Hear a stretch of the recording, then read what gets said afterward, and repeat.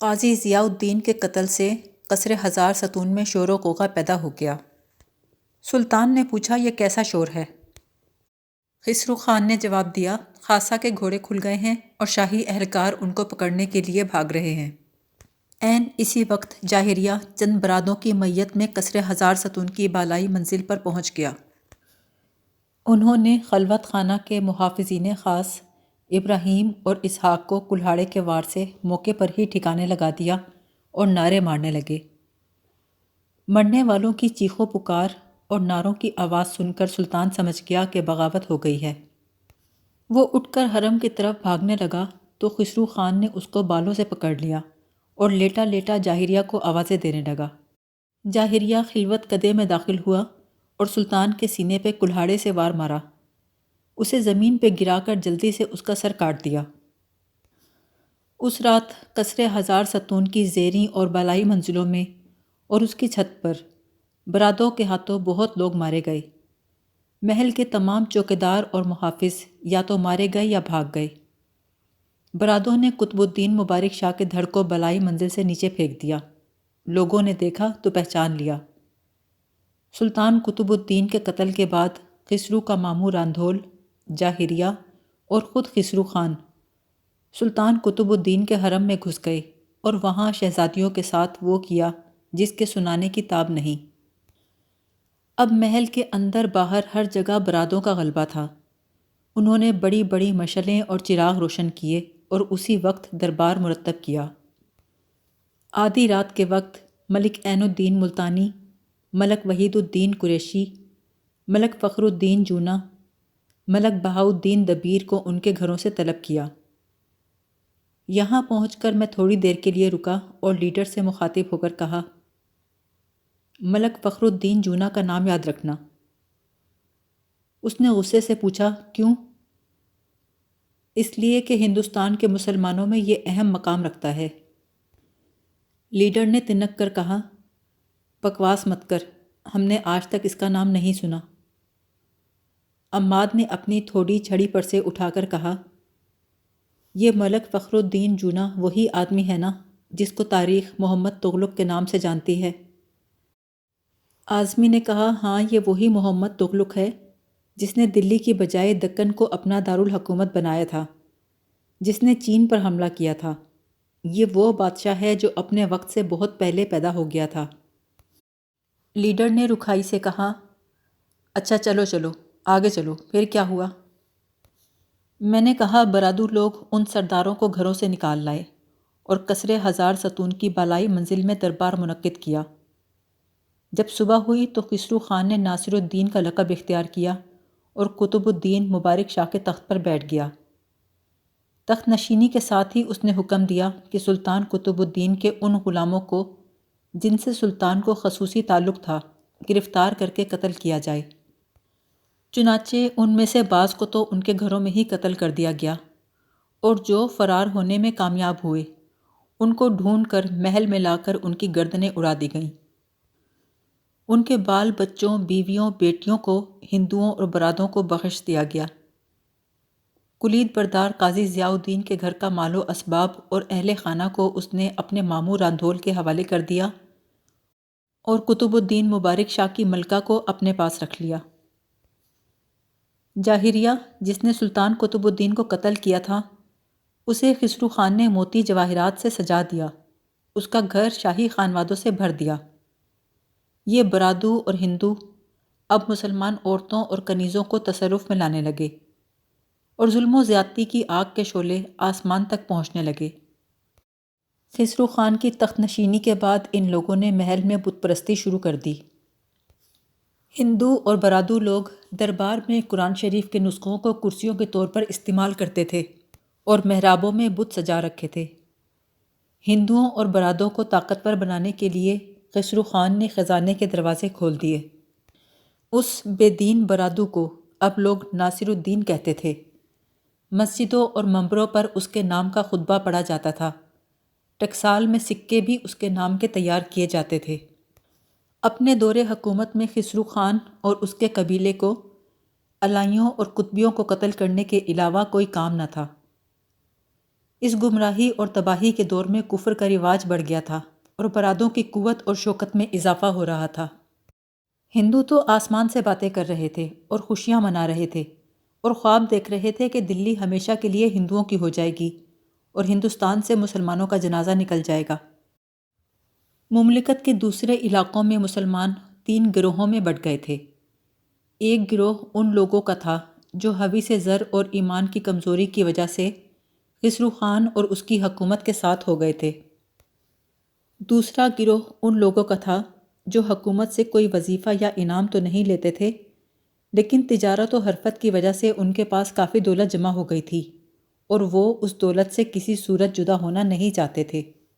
گو وہ دل سے ان کے ساتھ نہیں تھے، تاہم ان کے خلاف کوئی بات بھی نہیں کرتے تھے۔ تیسرا گروہ ان لوگوں کا تھا جو تعداد میں تو کم تھے لیکن جذبہ اسلامی کے پیش نظر رنجیدہ اور ملول رہتے تھے۔ یہ لوگ پانی تک اچھی طرح نہیں پی پاتے تھے، نیند بھی ان کی آنکھوں سے دور تھی، اور دنیا کے اس خطے سے غلامان محمد کا وجود مٹ جانے کے خوف سے ہر دم کراہتے تھے۔ یہ ایسا عہد تھا کہ جس کی نظیر مسلمانوں نے اس سے پہلے کہیں نہیں دیکھی تھی۔ مسلسل دباؤ اور نامساعد حالات سے کمزور ایمان والے مسلمان آہستہ آہستہ مرتد ہو رہے تھے، اور جو سختی سے اپنے دین پر قائم تھے ان کو تہہ تیغ کیا جا رہا تھا۔ ہندو ہتھیار سجا کر بازاروں میں گھوما کرتے تھے اور بیچارے مسلمان ان کی خوشنودی اور رضا حاصل کرنے کے لیے کوچہ و بازار کی دیواروں کے ساتھ لگ لگ کر چلتے تھے اور انہیں وقت بے وقت سلام کرتے رہتے تھے۔ اس ابتلا کے دور میں ملک فخر الدین جونا کی رگ حمیت حرکت میں آئی۔ ملک جونا کا والد ملک غیاث الدین دیپال پور کا حاکم تھا اور قطب الدین مبارک شاہ کا وفا شعار خادم تھا۔ بس نماز عصر کا وقت تھا کہ ملک فخر الدین جونا اللہ پر بھروسہ کر کے اپنے وفادار غلاموں کے ساتھ برق رفتار گھوڑوں پر سوار ہوا اور اپنے والد کی مملکت کی طرف دیپال پور کو چل نکلا۔ مغرب کے وقت تک خسرو خان کو اس کے فرار کی خبر مل گئی۔ اس نے ایک بھاری جمعیت اس کے تعاقب میں روانہ کی، لیکن ملک جونا دنوں کی مسافت گھنٹوں میں طے کرتا ہوا اپنے باپ کی حدود مملکت میں پہنچ گیا۔ بیٹے کے صحیح سلامت پہنچنے پر ملک غیاث الدین نے خدا تعالیٰ کا شکر ادا کیا۔ دوسرے روز غیاث الدین کو خبر ملی کہ خسرو خان کا مرتد بھائی اور اس کے ہوا خواہ ایک بڑا لشکر لے کر دیپال پور پر حملہ کرنے آ رہے ہیں۔ اس نے اپنے وفاداروں کے ساتھ اس لشکر سے ٹکرانے کا ارادہ باندھا۔ وہ دیپال پور سے نکل کر قصبہ دلیلی سے گزرا اور دریا عبور کر کے دشمن کے سامنے آ گیا۔ پہلے ہی حملے میں غیاث الدین نے کافروں کے لشکر کو شکست دے دی۔ خسرو خان کا مرتد بھائی تمام خزانہ اور ہاتھی گھوڑے غیاث الدین کے قبضے میں آ گئے جو خسرو خان نے ایک جری لشکر کے ساتھ روانہ کیے تھے۔ اپنے لوگوں کی شکست کا حال سن کر خسرو خان اور اس کے ساتھیوں کا خون خشک ہو گیا۔ ملک غیاث الدین ایک ہفتہ اسی میدان میں مقیم رہا اور اپنی فوج کو آراستہ کرتا رہا۔ دلی کی طرف کوچ کرنے سے پہلے اس نے ملک بہرام، ملک مغلطی، ملک شہابی ملتانی، امیر سیوستان اور ملک یکلکھی امیر سامانہ کو کمک کے لیے خط بھیجے۔ ان میں سے ملک بہرام تو خط ملتے ہی فوراً اس کی مدد کے لیے روانہ ہو گیا۔ ملک مغلطی اور امیر ملتان نے جواب میں لکھا کہ وہ سلطان دہلی کا مقابلہ کرنے کے لیے تیار نہیں، بلکہ غیاث الدین کو بھی انہوں نے یہی رائے دی کہ وہ خسرو خان پر حملہ کرنے سے باز رہے۔ امیر سیوستان نے لشکر تیار نہ ہونے کا بہانہ کر دیا اور سامانہ کے حاکم ملک یکلکھی نے غازی ملک غیاث الدین کا خط سیدھا خسرو خان کے پاس دلی پہنچا دیا۔ اپنے ایمان اور اعتقاد پر بھروسہ کر کے دیپال پور کا یہ تغلق جٹ اکیلا ہی دلی کی طرف روانہ ہو گیا۔ خسرو خان بھی ہندوؤں، برادوں اور موقع پرست مسلمان حواریوں کے ساتھ اپنی فروگاہ سے روانہ ہوا۔ ہراوت کے میدان میں دونوں لشکر ایک دوسرے کے مقابلے میں صف آرا ہوئے۔ جمعے کا روز تھا، پہلے دونوں کے ہراولوں میں جھڑپ ہوئی جس میں ملک غیاث الدین کو فتح ہوئی۔ نماز عصر کے وقت تک دونوں لشکر ایک دوسرے کے سامنے ڈٹے رہے اور گھمسان کی جنگ جاری رہی۔ پھر ملک غیاث الدین نے اللہ کا نام لے کر سبز پھریرا ہوا میں لہرایا اور خسرو خان کے کلب لشکر پر حملہ کر دیا۔ زن صفت خسرو خان مردوں کے حملے کی تاب نہ لا کر ہجڑوں کی طرح بھاگا۔ اس کی صفیں منتشر ہو گئیں، اس کے لشکر نے شکست کھائی، وہ لشکر سے جدا ہو کر کہیں جا چھپا، لوگ اسے پکڑ کر لے آئے اور اس کی گردن اڑا دی گئی۔ ملک غیاث الدین فتح و نصرت کے شادیانے بجاتا دلی میں داخل ہوا۔ قصر ہزار ستون میں اس نے امیروں اور سرداروں کی ایک مجلس آراستہ کی اور سلطان قطب الدین مبارک کے تخت کے پہلو میں دست بستہ کھڑے ہو کر بولا، میں ان لوگوں میں سے ایک ہوں جن کو سلطان علاء الدین اور سلطان قطب الدین نے بڑے مرتبے تک پہنچایا۔ اس جذبہ نمک حلالی کی وجہ سے میں نے اپنی جان کی بازی لگائی اور اپنے ولی نعمت کے دشمنوں کے خلاف تلوار اٹھائی۔ اب علائی اور قطبی خاندان میں سے کوئی زندہ بچا ہو تو اس کو لاؤ اور تخت پر بٹھا دو، میں اس کے سامنے کمر بستہ رہوں گا، اس کی خدمت بجا لاؤں گا۔ اگر دشمنوں نے ان دونوں خاندانوں کا صفایا کر دیا ہے تو تم جس کو تخت کا سزاوار اور بادشاہی کے لائق سمجھتے ہو اس کو تخت پر بٹھا دو، میں اس کی اطاعت کروں گا۔ میں نے تیغ زنی کر کے اپنے مربیوں کا انتقام لیا ہے۔ میں نے جو کام کیا ہے اسلام کی نصرت کے لیے کیا ہے، حکومت کی خاطر یا تخت حاصل کرنے کے لیے نہیں کیا۔ وہ تمام بزرگ جو وہاں موجود تھے انہوں نے کہا کہ سلطان علاء الدین اور سلطان قطب الدین کی اولاد میں سے کوئی بھی زندہ نہیں بچا جو اس تخت پر بیٹھ سکے۔ ہم پر تیرے بہت حقوق ہیں، کئی سالوں سے تو نے مغلوں کی آمد کا راستہ بند کیا ہوا ہے، اس موقع پر بھی تو نے وہ کام کیا ہے کہ تیری نمک حلالی کا ذکر تاریخ میں لکھا جائے گا۔ تو وہ مسلمان ہے جس نے حکومت کو ہندوؤں اور براتوں کے غلبے سے چھڑایا ہے۔ ہم سب بلکہ اس ملک کے تمام مسلمان تیرے احسان مند ہیں۔ ہم لوگ جو یہاں جمع ہیں بادشاہی کے لائق اور حکمرانی کا سزاوار تیرے سوا کسی اور کو نہیں دیکھتے۔ عقل و دانش اور استحقاق و دیانت کی بنا پر اس تخت کے لیے تیرے سوا کسی اور کو مناسب نہیں سمجھتے۔ چنانچہ ارباب حل و عقد نے متفق ہو کر غازی ملک کا ہاتھ پکڑا اور اس کو تخت پر بٹھا دیا۔ فضا میں بڑی دیر تک خاموشی رہی، پھر لیڈر نے پوچھا، یہ دیپال پور ہے کس طرف؟ میں نے کہا لاہور سے بس میں سوار ہو کر ساہیوال کی طرف جاؤ تو راستے میں اوکاڑا سے 2-2.5 میل پہلے ایک اڈا ہے جہاں لاریاں اور ٹرک وغیرہ کھڑے ہوتے ہیں، چھوٹے چھوٹے ہوٹل بھی ہیں۔ یہاں سے بائیں جانب ایک چھوٹی سی سڑک دیپال پور کو جاتی ہے۔ اس ساری داستان کا مسعود کے دل پر ایسا اثر ہوا کہ وہ ہم سب کو چھوڑ کر پلٹا اور جلدی جلدی واپسی کے راستے پر چلنے لگا۔ مسعود، مسعود، رکو، دیکھو، ٹھہرو مسعود، سنو۔ ہم سب کی آوازیں یکے بعد دیگرے فضا میں گونجنے لگیں۔ لیڈر اس کے پیچھے بھاگا اور چند ہی قدموں میں اسے جا لیا۔ اس نے حیران ہو کر پوچھا، کہاں جا رہے ہو مسعود؟ مسعود نے رکے بغیر جواب دیا، کہیں نہیں، میرا رومال وہاں پیچھے گر گیا ہے، اسے دیکھنے جا رہا ہوں۔ مسعود اپنے رومال کی تلاش میں کافی دور نیچے کو چلا گیا اور ہم سب اس کے انتظار میں کھڑے رہے۔ جب وہ واپس لوٹا تو اس کے پاس اس کا رومال نہیں تھا۔ ہماری طرف آتے ہوئے بھی وہ زمین کی طرف دیکھتا چلا آ رہا تھا اور اس کا خیال تھا کہ لٹھے کا وہ چیتھڑا اسے کہیں نہ کہیں مل جائے گا جو اس کی بیوی نے پرانے غلاف سے پھاڑ کر بنایا تھا۔ ہم پھر ایک دوسرے کے پہلو بہ پہلو چلنے لگے۔ اتنے میں ایک مرد بزرگ ہمارے قریب سے گزرا جس کے سر پر کلے والی سفید پگڑی تھی۔ اس نے کرتا تہبند پہن رکھا تھا اور پاؤں میں چمڑے کے سیاہ بوٹ تھے جن کے تسمے کھلے ہوئے تھے۔ اس کی داڑھی سیاہ اور چمکدار تھی۔